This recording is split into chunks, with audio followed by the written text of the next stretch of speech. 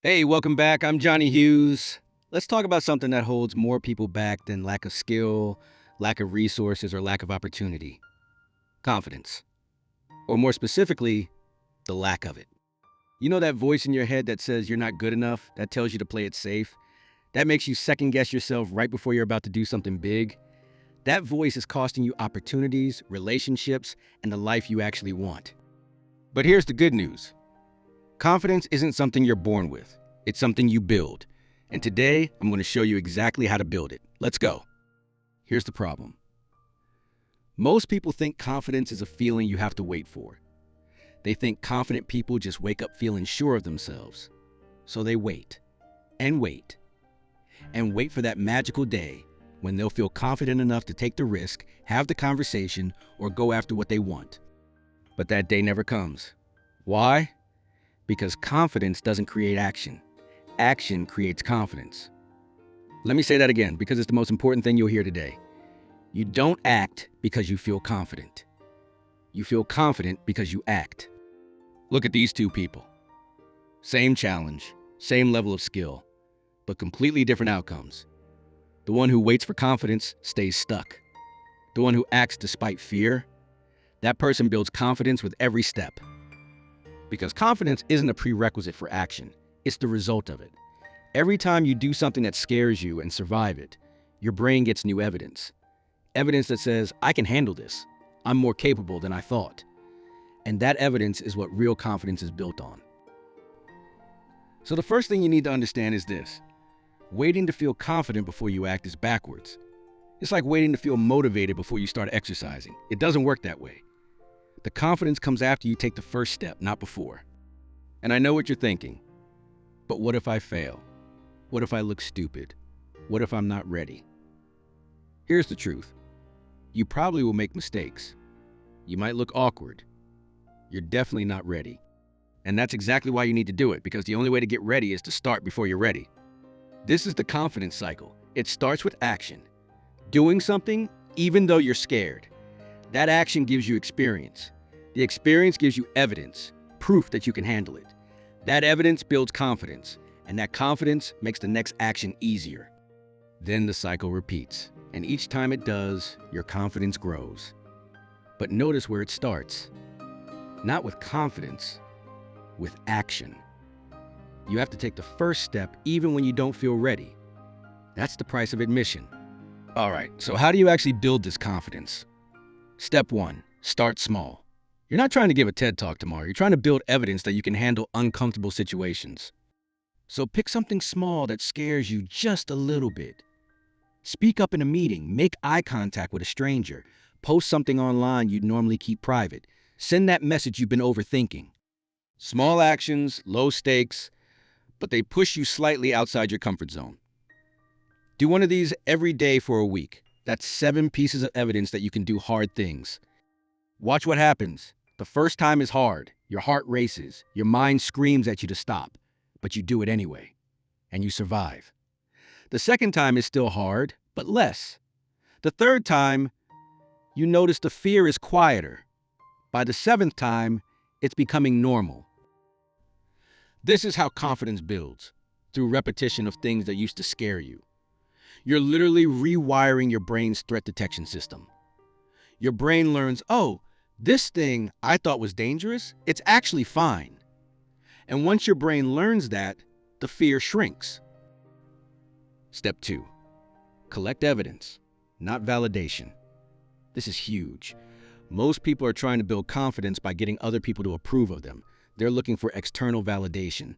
Someone to say you're great or you're doing it right.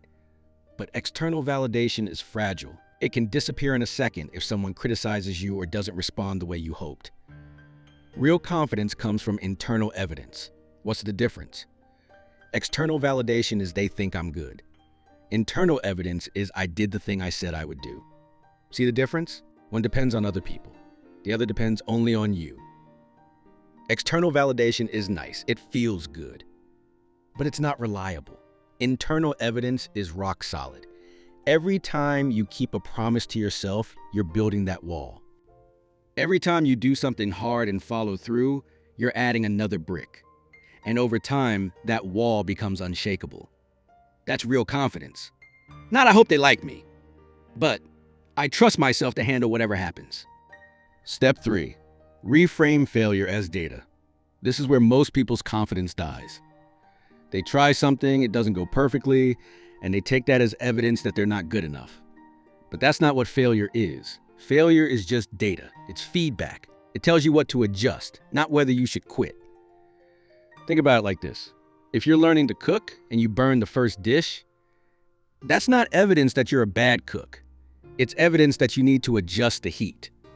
Same thing with confidence. If you try to speak up and it comes out awkward, that's not evidence you should never speak again.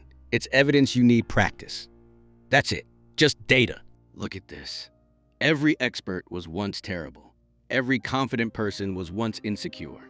The difference is they didn't let the early awkwardness stop them. They treated it as part of the process, not a verdict on their worth. And you can do the same. When something doesn't go well, ask yourself, what can I learn from this? Not what's wrong with me. That one shift changes everything. Because now failure doesn't hurt your confidence. It builds it. Because you're proving to yourself that you can handle setbacks and keep going. Here's what I need you to understand. Confidence is not about being fearless. Confident people feel fear all the time. They just don't let it make the decision. They feel the fear and do it anyway. That's the whole secret. You don't need to eliminate the fear. You just need to stop letting it be in charge. Fear can come along for the ride, but it doesn't get to drive. You drive. And every time you drive forward despite the fear, you're sending a powerful message to your brain. Fear doesn't control me. I do. And that message, repeated over and over, becomes unshakable confidence. This is what courage looks like. Not the absence of fear, but action in the presence of fear. And every single time you do this, you're building the kind of confidence that can't be shaken by criticism, rejection, or failure. Because it's based on something real, your ability to choose action over fear. Here's your assignment for the next week. I want you to do one thing every day that makes you slightly uncomfortable. Not terrifying, just uncomfortable. Something that makes your heart beat a little faster. Maybe it's giving someone a compliment. Maybe it's disagreeing respectfully in a conversation. Maybe it's trying something new in public. Whatever it is, do it. And after you do it, write it down. Keep a confidence journal. Every day, write, today I did paralinguistic action. Paralinguistic, even though I felt paralinguistic fear, paralinguistic, and I survived. Because that's your evidence. That's your proof. And after 7 days, you'll have 7 pieces of solid evidence that you can do hard things. And that evidence, that's real confidence. Imagine this. You walk into situations that used to terrify you, and you feel calm. Not because the situation changed, but because you changed. You trust yourself now. You've got evidence, real, lived evidence, that you can handle difficult moments. You speak up when you have something to say. You take risks when they matter. You don't need constant approval because you have something better, self-trust. You know that even if things don't go perfectly, you'll be fine. Because you've been fine before. You've stumbled and recovered. You failed and learned. You felt fear and acted anyway. And every single time, you survived. That's the life confidence creates. And it's available to you starting today. Real confidence isn't loud. It's not arrogant. It's not about proving anything to anyone. It's quiet. It's steady. It's the deep knowing that you can trust yourself to handle whatever comes. And you build that trust the same way you build anything worth having. One small action at a time. One uncomfortable moment at a time. One piece of evidence at a time. You don't need to be fearless. You just need to be willing to act despite the fear. And if you do that consistently, confidence becomes inevitable. You're more capable than you think. You're braver than you feel. And you don't need permission from anyone, including yourself, to start. Just start. Take the first uncomfortable action, then the next, and watch as the confidence you've been waiting for builds itself, one courageous step at a time. Thanks for being here. Remember, action creates confidence, not the other way around. Start small, collect evidence, trust yourself, and build the unshakable confidence that changes everything. Until next time, Take the step you've been afraid to take. I'm rooting for you. See you soon.